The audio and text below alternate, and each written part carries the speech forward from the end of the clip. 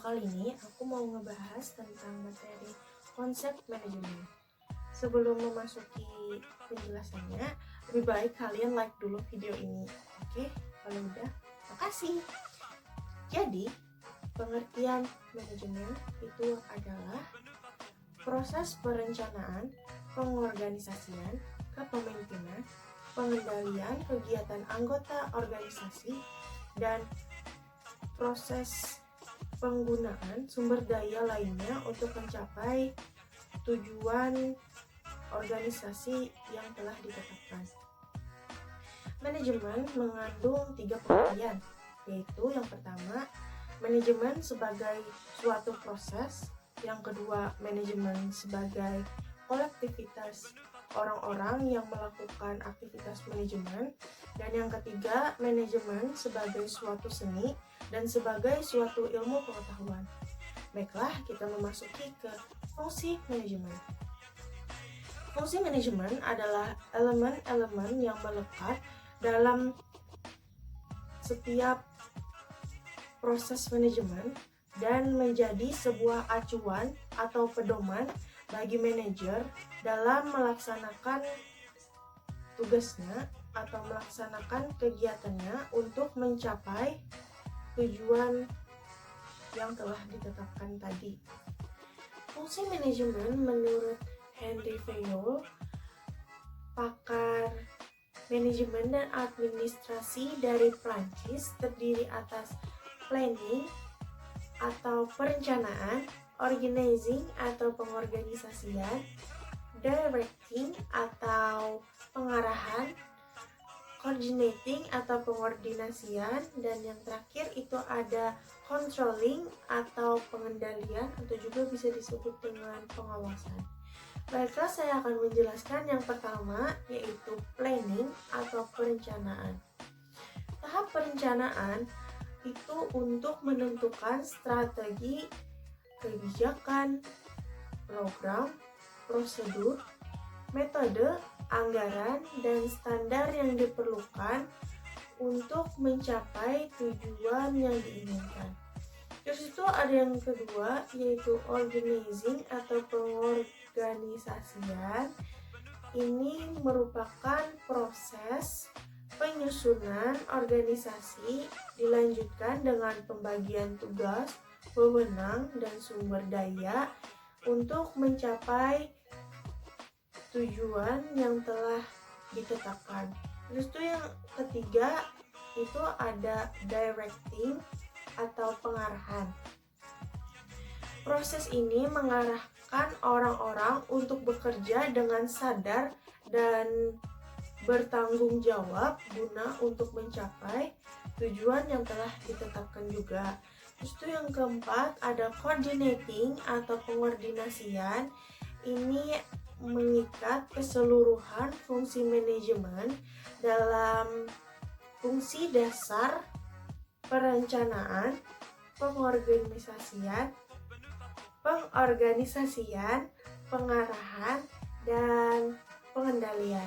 Terus tuh ada yang kelima, itu ada controlling atau pengendalian atau juga bisa disebut dengan pengawasan. Ini merupakan tindakan manajemen dalam menilai, mengawasi, mengendalikan aktivitas yang mengarah pada pencapaian tujuan yang telah ditetapkan. Fungsi pengendalian ini bertujuan untuk mencegah atau memperbaiki kesalahan, penyimpangan, penyelewengan, atau juga kegiatan lain yang tidak sesuai rencana lah, kayak gitu. Tadi kan udah dijelaskan tentang pengertian dan fungsi manajemen. Selanjutnya aku mau ngejelasin tentang unsur-unsur manajemen. Nah, unsur manajemen itu ada 6, yaitu yang pertama ada man atau manusia. Terus itu yang kedua ada money, yaitu uang. Terus yang ketiga itu ada mesin, itu alat-alat atau kayak mesin-mesin kayak gitulah. Terus itu yang ketiga ada method. atau metode lah kalau bahasa kita, atau juga bisa dikatakan sebagai cara-cara untuk mencapai tujuan.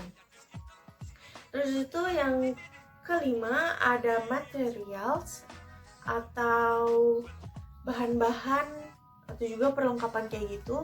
Terus yang keenam itu adalah markets, pasar untuk menjual barang yang sudah dihasilkan tadi. Oke, baiklah kita akan melanjutkan ke bidang-bidang manajemen. Bidang manajemen ada 5, yaitu yang pertama manajemen produksi. Bidang manajemen produksi mengatur dan mengordinasikan penggunaan sumber daya. Yang kedua, manajemen pemasaran. Bidang manajemen ini produksi yang dihasilkan dari perusahaan akan segera dipasarkan untuk kepentingan para konsumen. Terus yang ketiga ada manajemen keuangan. Itu bidang manajemen keuangan berkaitan dengan aktivitas menganalisis, mengendalikan, dan merencanakan keuangan perusahaan. Yang keempat itu ada manajemen personalia. Nah, manajemen personalia ini dapat juga disebutkan dengan manajemen sumber daya manusia atau manajemen tenaga kerja. Terus itu yang kelima ada manajemen administrasi. Manajemen administrasi ini merupakan bidang manajemen yang berkaitan dengan penyusunan, penganalisisan, pengorganisasian, pengendalian, inventaris informasi, dan arsip perusahaan. Baiklah, saya akan menjelaskan memberikan contoh salah satu dari bidang manajemen ini.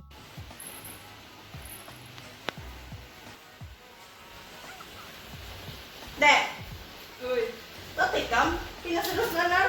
Ini pangna naik baju orang nukar. Nukar terus, hanya semalam kamu nukar. Nambah di baju kemana raja Sinaraya. Orang jangan terlalu boros deh, kasihan ku ikan ikam. Bakal dijual biasa ya aku. Kalau ini gua kada tahu bang uyuhnya mencari duit, tahu memakai aja. Gila, begitu. Untuk pintar aja kamu atur duit, jangan tapi boros. Nih corona nih, kali mencari duit. Gila, bujur duit yang baju yang ada itu aku pakai. Betul. Nah, jadi video tadi adalah salah satu contoh sederhana dari manajemen keuangan. Nah, selanjutnya aku mau menjelaskan tentang penerapan fungsi manajemen dalam kegiatan sekolah. Nah, fungsinya itu ada 5. Yang pertama, fungsi perencanaan. Yang kedua, fungsi pengorganisasian. Yang ketiga, fungsi penggerakan. Yang keempat, fungsi pengordinasian. Dan yang kelima, itu ada fungsi pengarahan. Nah, baiklah, kita masuk ke fungsi yang pertama, itu fungsi perencanaan. Perencanaan merupakan sasaran bergerak dari masa kini ke suatu keadaan pada masa yang akan mendatang. Sebagai suatu proses yang menggambarkan kerjasama untuk mengembangkan upaya peningkatan organisasi secara menyeluruh. Yang kedua ada fungsi pengorganisasian. Pengorganisasian dapat juga diartikan sebagai kegiatan pembagian tugas-tugas pada orang yang terlibat dalam kerjasama sekolah. Pengorganisasian juga menentukan alat-alat yang diperlukan, pengalokasian, waktu, dana, dan sumber daya sekolah yang lebih proporsional. Terus tuh yang ketiga itu ada fungsi penggerakan. Fungsi penggerakan ini sangat berkaitan erat dengan fungsi dan tugas kepala sekolah dalam memberikan motivasi atau semangat kepada guru-guru dan juga komponen sekolah.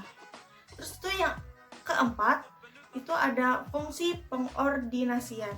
Nah, fungsi pengordinasian mengandung makna